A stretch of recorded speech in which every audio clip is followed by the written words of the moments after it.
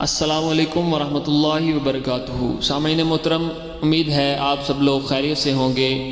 Video دیکھنے سے پہلے آپ سے گزارش ہے کہ آپ چینل کو سبسکرائب کر لیں تاکہ نئی آنے والی ویڈیوز آپ تک بآسانی پہنچ سکیں۔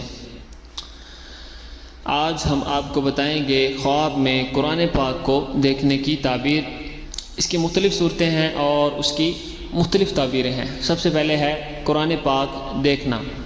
اگر کوئی شخص خواب میں قرآن پاک دیکھتا ہے تو وہ شخص علم حاصل کرے گا اور دانش مند ہوگا، نیک ہوگا۔ اس کے بعد ہے قرآن پاک کی لکھائی کرنا۔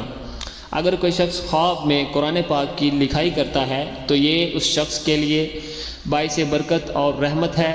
وہ شخص ہدایت پائے گا اور اس شخص کو بزرگی ملے گی۔ اس کے بعد ہے قرآن پاک کی بے حرمتی کرنا۔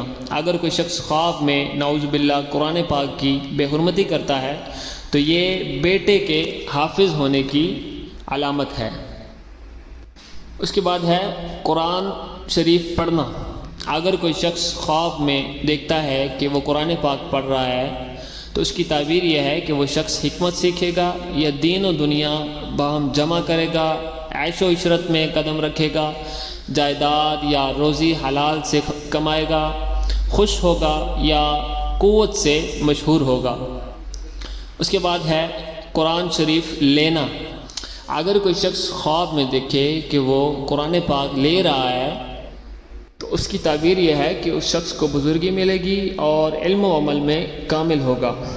اس کے بعد ہے قرآن پاک کا ورق کھانا۔ اگر کوئی شخص خواب میں دیکھے کہ وہ قرآن پاک کے ورق کو کھا رہا ہے تو یہ اس شخص کی نزدیکی موت کی نشانی ہے، یعنی اس کی موت جلدی واقع ہوگی، دنیا سے رحلت ہو جائے گا، دنیا سے رخصت ہو جائے گا۔ اس کے بعد ہے قرآن مجید کو بیچنا۔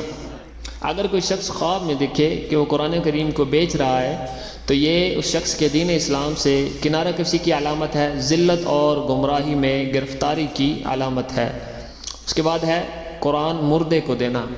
اگر کوئی شخص خواب میں دیکھے کہ وہ قرآن پاک مردے کو دے رہا ہے تو اس کی تعبیر یہ ہے کہ وہ شخص خیرات کرے گا اور عبادات کی توفیق پائے گا۔ یہ تھی آج کی ہماری ویڈیو۔